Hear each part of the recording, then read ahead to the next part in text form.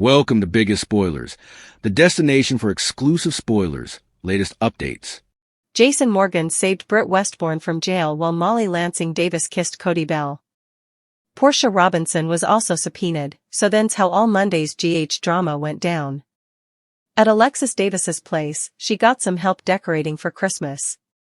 Molly and Christina Corinthos Davis showed up along with Jason and Danny Morgan. Since Jason realized Molly was confused over the kiss she witnessed at Brown Dog Bar, he explained that drunk Britt was to condemn and that Cody rejected her right after Molly left.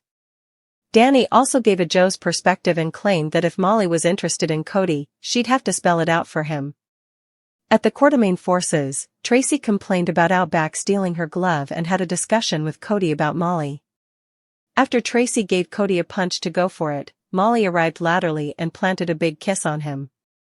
Molly compactly bothered that she might have misread effects, but Cody pulled her back into another lip cinch. At the police station, Britt and Brad Cooper prevaricated that they were just going back to Britt's place to get the plutocrat for their mess rather of dining and dashing. That reason didn't fly with the Bobbies. So Britt ultimately called Jason to tell him that she was in trouble at the PCPD. Jason arrived and got news on the situation, but he claimed he'd only bail Britt out, not Brad. Still, Jason came through for Brad as well thanks to how he chose to clean up the mess. Harrison Chase ultimately returned and snapped Brad's snap along with Britt's. Chase said the prints were going up on the wall at Café Sherry, where Britt and Brad could no way dine again. As for the bill, Chase revealed that Jason paid it and gave a big tip to the server that Brad and Britt snubbed. At Trina Robinson's place, Giovanni Gio Palmieri was there helping with her Christmas tree when Emma Scorpio Drake showed up with Trina's present. Emma sounded upset that Gio was bailing on the gathering at Lulu Spencer's place, but he was just procrastinating a bit. After Gio left, Emma decided to chase after him and show her support. Trina suggested Emma couldn't go empty-handed and suggested about taking commodity over to Lulu's place. Once Trina was alone, she sounded bummed over her family being torn piecemeal during Christmas. At Lulu's house, she was thankful to Sonny Corinthos and Laura Collins for being there since she demanded backup to avoid Gio and Dante Falconeri coming to blows. Lulu also spoke to Dante alone and offered a memorial about the significance of Gio and Rocco Falconeri coming together as sisters. Dante and Gio kept the peace at the tree trimming party, which also brought Rocco's reason to Laura since he caused a lot of mayoral drama for her. Rocco also shook hands with Dante, so Lulu was pleased to see them repairing their bond. Outdoors, Emma met up with Gio intimately to let him know he was alone in all this. Once Emma pulled out some mistletoe that Trina had given her, Gio kissed her under it. At the Metro Court, Ava Jerome and Nina Reeves managed to talk through their issues since neither one of them wanted to lose this fellowship. Although Nina stressed she wouldn't be suitable to fix effects with Portia, Ava offered some stopgap that they could be musketeers again. Hard, Curtis Ashford spoke to Jordan Ashford about the rearmost substantiation against Willow Kane working in his favor since it would undermine the execution's case to go after him, too. The discussion shifted to Jordan and Curtis' romantic reconnection, which Jordan allowed. Perhaps they should end because of Trina. Curtis felt confident that Trina would be okay with them ultimately and shut down Jordan's talk of unyoking up with a kiss. Next, Jason headed back to Alexis' place to enjoy further quality time with Danny and help finish Christmas decorating.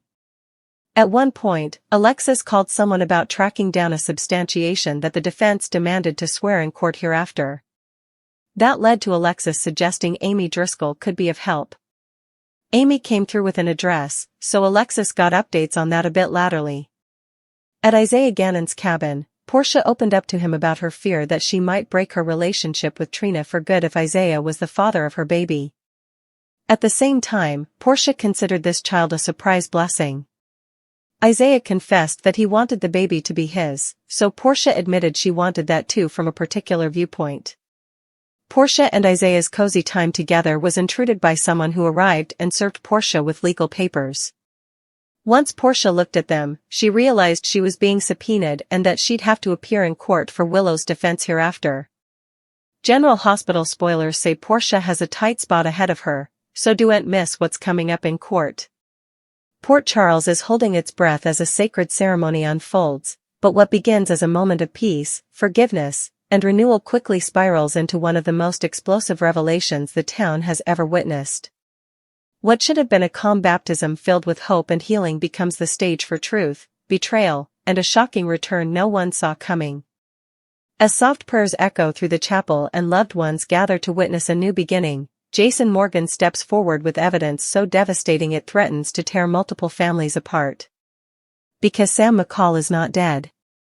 And according to Jason, she is the one who pulled the trigger on Drew Kane. The ceremony starts quietly, bathed in candlelight and hushed reverence. A priest speaks gently about rebirth, forgiveness, and leaving the past behind. Those in attendance cling to the idea that today represents a clean slate, a chance to let go of old wounds and begin again. Yet despite the encouraging words spoken at the altar, tension hangs heavy in the air. Jason stands off to the side, silent, stoic, his jaw clenched. His eyes aren't on the baptism, they're on the people in the room. On Drew. On Carly. On Anna. On those who believe the truth has already been decided. And most of all, on the lie that Sam McCall is gone forever. Jason has spent weeks pretending to accept the official story. Weeks allowing Port Charles to mourn Sam as if she were truly dead. Weeks watching Drew try to heal, physically and emotionally, while the town convinces itself that the nightmare is over. But Jason knows better. As the priest continues, voices soften. Tears are wiped away. Someone squeezes a hand, whispering that everything will be okay now. That the worst is behind them. Carly exhales, visibly trying to relax for the first time in days. She believes this baptism is a sign, proof that Port Charles can finally move forward. She glances at Jason, hoping to see the same peace reflected in his eyes. Instead, she sees resolve. Jason is not here to heal. He is here to expose the truth. Just as the ceremony reaches its most emotional point, Jason steps forward. The priest pauses. All eyes turn. Jason doesn't raise his voice. He doesn't need to. The authority in his presence alone is enough to silence the room. This needs to stop, Jason says flatly. Gasps ripple through the chapel. Carly whispers his name, warning him with her eyes. Drew stiffens, pain flashing across his face, not just physical pain, but emotional exhaustion. He's already endured enough. Or so he thought. Jason looks directly at Drew. Because the truth hasn't been told, Jason continues. And it's time everyone hears it. Anna immediately steps forward, her voice sharp, commanding Jason to stand down. This is a sacred space. This is not an interrogation room. Drew's frustration boils over. He demands to know what Jason thinks he's doing, accusing him of turning a moment of healing into another spectacle. But Jason doesn't back down. You were shot, Jason says. And the person who did it is not who you think. The room erupts.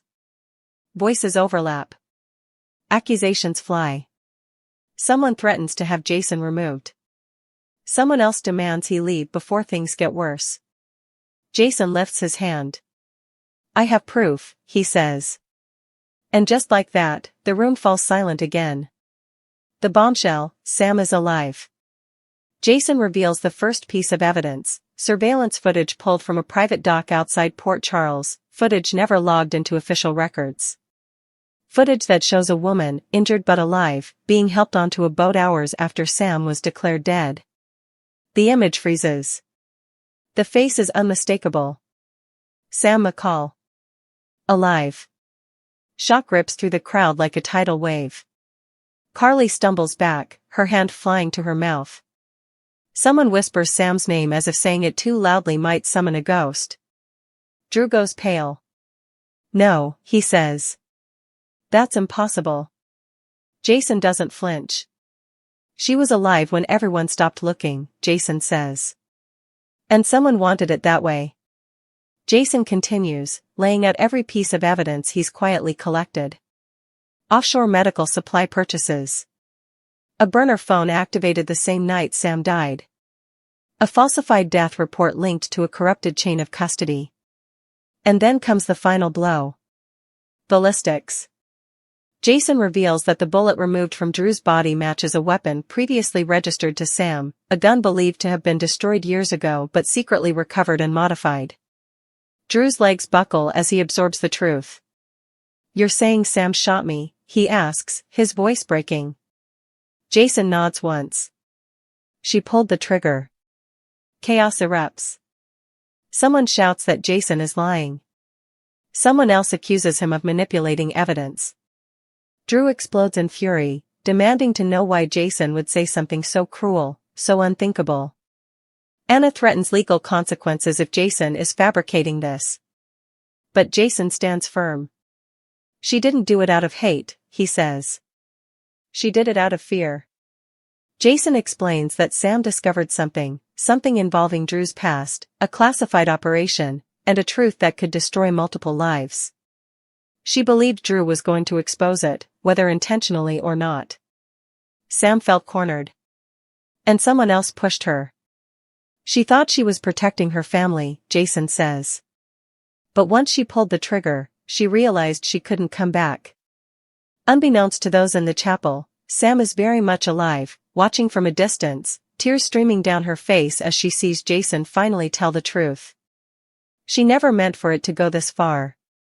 She never meant to hurt Drew. But now, the truth is out. And there is no turning back. As sirens approach and the weight of Jason's revelation settles over Port Charles, one question hangs in the air. Will Sam come back to face the consequences? Or will she disappear again, leaving devastation, heartbreak, and unanswered questions behind? One thing is certain. This baptism didn't cleanse the past. It unearthed it. And Port Charles will never be the same again. General Hospital spoilers for the week of December 22nd. Tease Curtis Ashford will have an update for Jordan Ashford while Carly Spencer makes a parlous move. Also, Christmas Day will be pirated, and Tracy Quartermain will miss Monica Quartermain.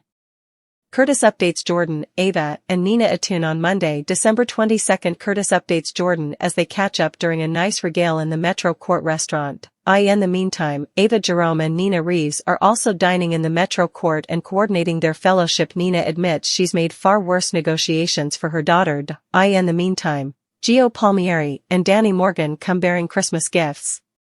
Last but not least, Emma Scorpio Drake confides in Trina Robinson. Willow's trial resumes. Alexis receives new intel Tuesday, December 23rd. Willow Tate's trial resumes in the Port Charles courthouse.